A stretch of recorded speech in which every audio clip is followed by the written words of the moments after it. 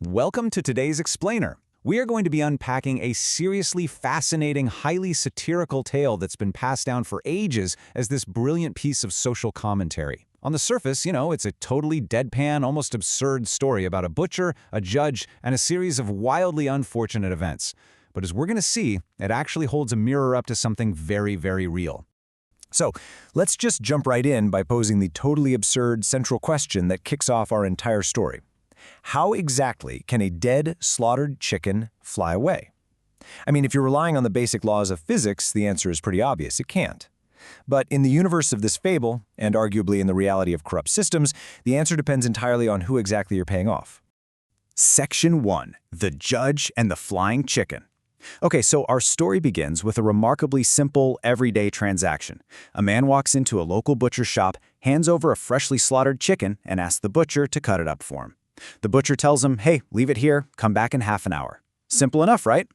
But then the town's Qazi, the judge, the ultimate figure of law and order in the town, walks right into the shop. Now the Qazi spots this chicken and simply demands it for himself, just like that. When the butcher nervously tries to explain that, hey, the chicken actually belongs to a paying customer, the Qazi completely waves off the concern.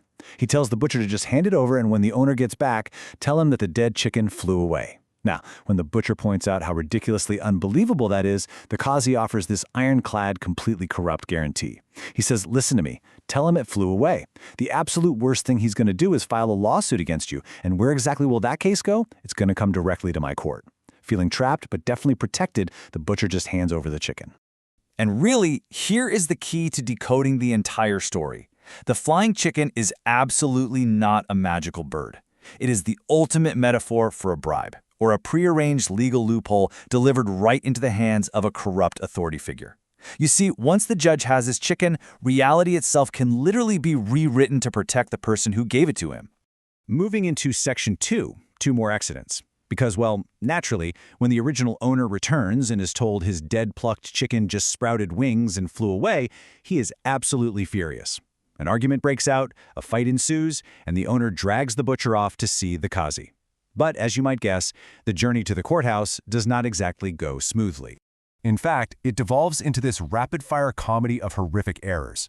As they're walking to the court, the butcher spots two men fighting, a Muslim and a Jewish man.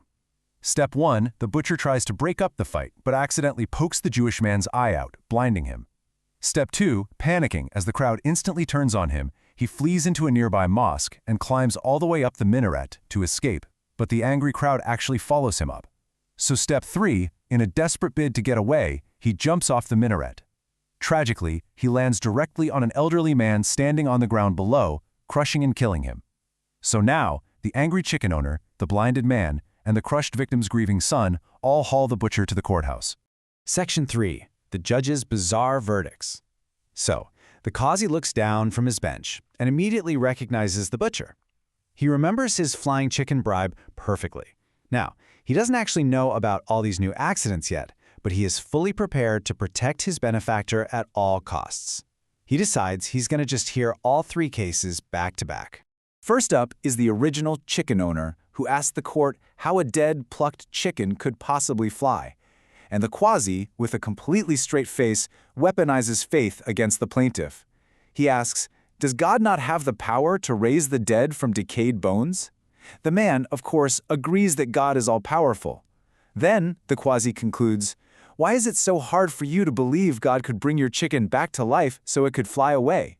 Completely defeated by this twisted theological logic, the owner just drops the charges. Next on the docket is the Jewish man who lost his eye. And this right here brilliantly illustrates how legal frameworks can be entirely warped. The Qazi brings up diyat, or blood money laws. He completely manipulates the legal text, claiming that the restitution for a non-Muslim is half that of a Muslim. Therefore, the Qazi rules that for the Jewish man to have the legal right to blind the Muslim butcher in retaliation, the Muslim butcher must first poke out the Jewish man's other eye to make the equation, quote-unquote, equal. Faced with the prospect of going completely blind just to get revenge, the Jewish man obviously drops his case. And finally, the old man's son steps forward, demanding justice for his crushed father. The Qazi rules that for true equal justice, the son must climb the exact same minaret, while the butcher stands below, and the son must jump off and crush the butcher in the exact same way. The terrified son points out a pretty obvious flaw. Wait, What if the butcher steps to the right or left? I'll hit the ground and die. The Qazi simply replies, look, that is not my problem. My job is to deliver justice. Why didn't your father step out of the way? Realizing it's basically a suicide mission, the son withdraws his case. So if you look at these three distinct victims, and they're three very different crimes, we've got theft, assault, and manslaughter, we see the exact same result every time. The Qazi engineered an inescapable, completely illogical legal trap for every single plaintiff. By shifting the burden of risk totally onto the victims, he ensures that the man who paid him the bribe gets to walk away completely free, all without technically breaking the formal structure of a trial. Section 4. Mirror of the Justice System. Now, while this whole story plays out like a dark slapstick comedy, the punchline is actually incredibly heavy. The source text uses this fable to make a very direct, unblinking assessment of modern institutional corruption. The entire moral of the story is perfectly distilled in this one quote directly from the source material. If you have a chicken to give the judge, then the judge knows every trick to save you. The absurdity of the flying chicken isn't just some funny joke. It represents the terrifying reality that when the arbiter of justice is compromised, the law itself becomes a weapon. It's used against the innocent specifically to protect the guilty. So I'll leave you with this final thought to chew on. The original text explicitly connects this fable to the harsh realities of the real-world Pakistani justice system, asking the reader to understand the metaphor in that specific, real-life context. But honestly, it's a question that echoes globally. When the very systems designed to protect us are so easily bought, how do we ever find true justice? Thank you so much for joining me on this explainer. I really hope this helps you look at the structure of justice and the strange metaphor of the flying chicken in a whole new light.